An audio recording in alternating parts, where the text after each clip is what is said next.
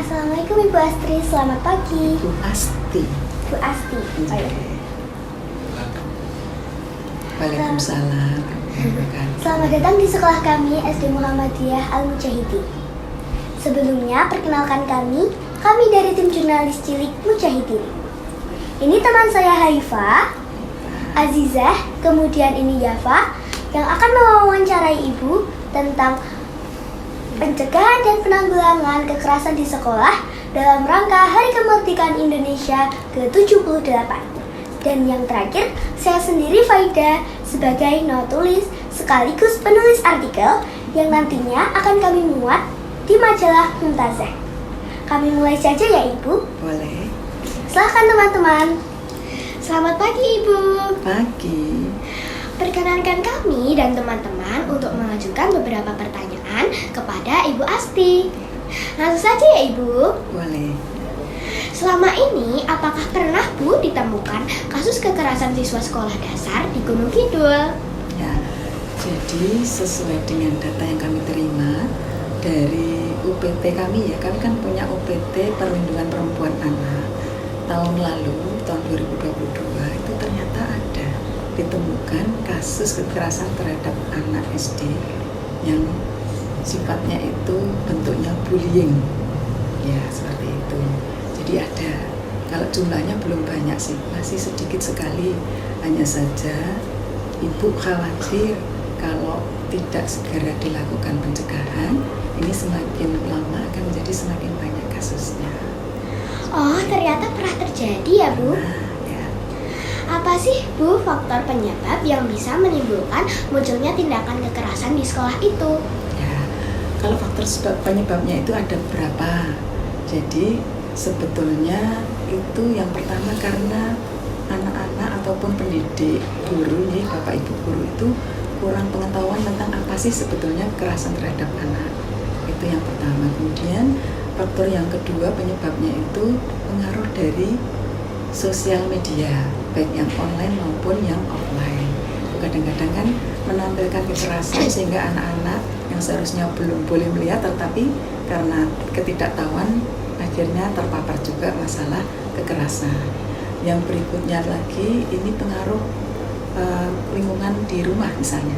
Jadi mungkin orang tuanya ada yang mohon maaf ya di rumah melakukan kekerasan dan ini ternyata bisa dicontoh anak yang mudah dilakukan di sekolahan. Dan yang lain lagi mungkin ada penyebab-penyebab yang lain lagi seperti hal-hal yang seharusnya tidak diketahui anak, tetapi kemudian anak ini tanpa sengaja mendapatkan ilmu yang seharusnya tidak dilakukan. Jadi hal-hal seperti itulah yang kemudian menyebabkan anak-anak itu kemudian tidak disengaja ataupun terpicu untuk melakukan kekerasan di sekolah. Begitu.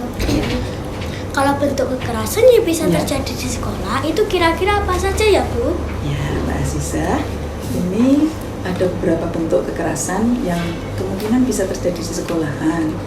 Terutama ini kekerasan fisik yang mungkin yang banyak terjadi, misalnya temennya ada yang menendang temennya, ada yang jambak temennya, mukul, itu kekerasan fisik seperti itu. Mungkin pernah terjadi di sini, mudah-mudahan nggak terjadi ya kalau di SD Mujahidin. Dan juga ada kekerasan yang sifatnya psikologis. Psikologis itu mungkin bentuknya ada yang teman kemudian nggak ada yang mau berteman dengan seseorang. Misalnya ada Mbak Aziza ini nggak ada yang mau berteman dengan Mbak Aziza, jadi ditinggalin, dicuekin, nggak ngajak main, nggak ada yang mau. Itu kekerasan yang sifatnya psikologis, dicuekin, kemudian dihina atau dikata-katain seperti itu ya, kamu jelek, kamu nakal, nah seperti itu ya, sifatnya psikologis. Ada juga kekerasan yang sifatnya itu selain fisik, psikologis, juga kekerasan yang sifatnya seksual. Nah ini yang paling berbahaya. Jadi anak-anak agar lebih tahu sejak dini bahwa ada yang namanya kekerasan seksual. Ada bagian-bagian tubuh dari anak-anak ini yang harusnya tidak boleh dipegang orang lain kecuali dirinya sendiri atau orang tua, yaitu bagian bibir, bagian dada, bagian kemaluan ya, dan juga bagian pantat. Ini adalah hal-hal yang sangat private, sangat pribadi yang anak-anak harus menjaga dengan baik dan tahu kalau ada orang lain mau menyentuh itu langsung katakan untuk tidak boleh. Tadi mana saja Mbak Sisa? Bibir, bagian dada, bagian kemaluan, dan juga bagian pantat. Itu harus betul-betul dijaga, hanya diri sendiri dan orang tua yang boleh menyentuh. Ya? Nah itu kalau di sekolahan kemungkinan kalau terjadi karena anak-anak tidak tahu kemudian menyentuh bagian-bagian tersebut, ini kan menjadikan anak yang disentuh kemudian merasa ya tidak nyaman. Kalau sudah tidak nyaman kan menjadi mungkin ada efek yang kemudian pada anak tersebut yang kemudian menyebabkan si anak menjadi mungkin jadi malas sekolah dan seterusnya. Dan yang terakhir selain fisik, psikis, seksual ada juga kekerasan finansial. Kekerasan finansial ini mungkin pelakunya tidak anak-anak SD ya, tapi mungkin lebih kepada orang dewasa atau orang tua. Mungkin ada anak yang ditelantarkan Pak Guru, jadi mungkin di rumah tidak diberikan yang seharusnya. Jadi anak tersebut merasa di sekolahan tidak, mungkin dia teman-temannya pada punya bekal, ternyata dia tidak punya. Teman-temannya bisa jajan, dia tidak bisa jajan, seperti itu ya. Nah ini kemudian akan menyebabkan si anak menjadi berbeda ya, perlakuannya di sekolah. Jadi itu Mbak Aziza ada 4 kekerasan yang kemungkinan terjadi di sekolah ya. Lumayan banyak juga ya kekerasan di sekolah. Lalu bagaimana dampak yang ditimbulkan dengan adanya kekerasan di sekolah? Ya, tadi Ibu sudah sedikit menyebutkannya. Dampaknya itu kan anak menjadi menarik diri dari pergaulan, menjadi malas belajar, menjadi nggak mau sekolah, ya kan? Karena kan dia menerima kekerasan, mungkin di sekolah dia ada kekerasan fisik, psikis, atau kekerasan yang lain, bahkan mungkin juga kekerasan seksual, sehingga akhirnya dia kalau disuruh sekolah udah nggak mau lagi, aku nggak mau sekolah, tapi dia nggak bisa bilang apa penyebabnya. Padahal sebetulnya ini sebabnya tadi itu yang Ibu sebutkan tadi ya. Dan kalau sudah seperti itu kan otomatis kan jadi nggak punya prestasi, nilai raportnya jadi jelek, ya kan seperti itu dampak dari kekerasan yang ada di sekolahan. Mohon maaf Ibu, Ya. kalau boleh tahu apa saja Ibu peran dinas sosial dalam mengatasi tindakan kekerasan pada anak? Oh ya, jadi kalau di dinas sosial pemberdayaan perempuan dan perlindungan anak ini punya peran untuk perlindungan, kemudian juga fasilitasi serta pendampingan terhadap anak yang mengalami kekerasan. Di Dinas Sosial PPPA atau Pemberdayaan Perempuan dan Perlindungan Anak itu ada UPT Perlindungan Perempuan dan Anak yang kalau ada kekerasan bisa dilaporkan ke UPT tersebut, di mana kemudian kami akan melakukan pendampingan terhadap anak yang mengalami kekerasan. Ada tenaga psikolog di UPT PPA yang kemudian bisa mendampingi anak dengan baik dari sisi psikologisnya, sehingga si anak akan kemudian keluar dari masalah yang dia alami. Baik, untuk cara mencegah dan menanggulangi tindakan kekerasan pada anak, kira-kira bagaimana Ibu? Untuk pencegahannya, sebaiknya anak-anak ini punya pengetahuan sejak awal tentang apa sih yang dinamakan kekerasan terhadap anak itu. Tadi sudah saya sampaikan, sudah Ibu sampaikan jenis-jenis kekerasan, sehingga kalau anak-anak tahu, oh ternyata seperti itu termasuk kekerasan. Kadang-kadang mungkin anak kan nggak ngerti gitu, jambak temennya, nendang temennya, oh ternyata itu termasuk kekerasan. Misalnya menghina temennya, meninggalkan temennya, nggak mau main, itu juga bentuk-bentuk kekerasan. Kalau sudah tahu sejak awal kan tidak akan melakukan, sehingga ini perlu sejak dini, sejak awal itu harus tahu dulu apa sih yang dinamakan kekerasan terhadap anak.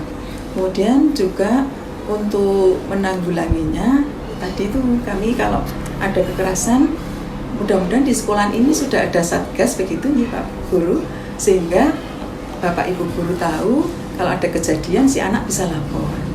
Kalau toh belum ada, ini bisa lapor ke UPT kami Pak, UPT PPA. Anak-anak juga bisa nanti bilang ke orang tua atau ke guru atau orang dewasa yang dipercayai untuk kemudian melaporkan kasusnya ke PT PPA sehingga kemudian bisa dilakukan tindakan yang seharusnya.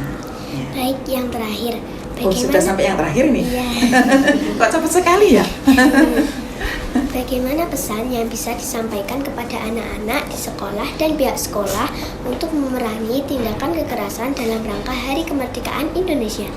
Baik, dalam rangka Hari Kemerdekaan Indonesia yang ke-78, ini saya menghimbau agar sekolah juga anak-anak itu terus berusaha menciptakan lingkungan yang aman, nyaman untuk anak-anak belajar, kemudian mencapai cita-cita. Kami berpesan agar anak-anak punya cita-cita setinggi langit. Ini juga pesan dari Bapak Bupati Gunung Kidul ya. Semua anak di Gunung Kidul harus punya cita-cita. Ini misalnya Mbak Azizah, cita-citanya apa? Dokter. Dokter. Mbak Haifa ya, cita-citanya Mbak apa? Dokter. Dokter juga. Mbak Faida? Dosen olahraga. Dosen olahraga, hebat sekali. Terus Mbak Haifa? Dokter spesialis anak. Dokter spesialis anak. Nggak ada yang mau jadi kepala dinas seperti saya ya. Rata-rata jadi dokter. Jadi ini kalau punya cita-cita setinggi langit, cita-cita yang tinggi, mudah-mudahan ini menjadi pendorong, menjadi motivasi untuk anak-anak dan juga guru pendidik agar bisa mendampingi anak-anak mencapai cita-citanya. Yang berikutnya pesan dari Bapak Bupati dan juga pesan secara umum kami, anak-anak untuk mempelajari agama dengan baik ya. Di sini mudah-mudahan sudah, sehingga ini menjadi dasar bagi anak-anak untuk menjadi orang nanti yang berakhlak mulia dan berkualitas dan berakhlak mulia.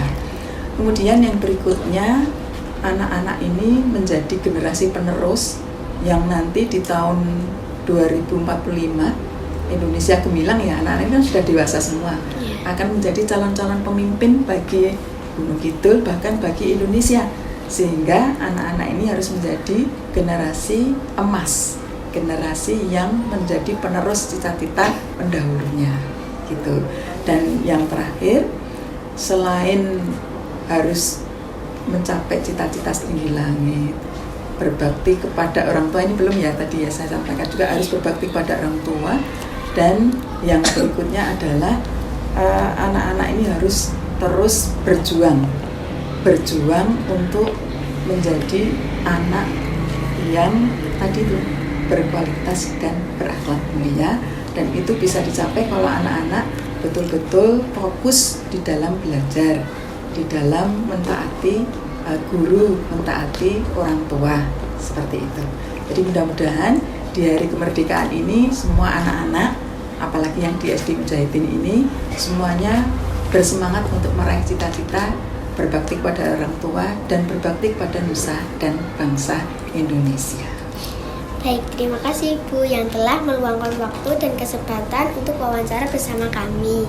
Semoga bermanfaat dan kami mohon maaf apabila ada kata-kata ataupun pertanyaan kami yang kurang berkenan di hati Ibu. Terima kasih. Sekian dari kami, terima kasih. Wassalamualaikum warahmatullahi wabarakatuh. Waalaikumsalam warahmatullahi wabarakatuh.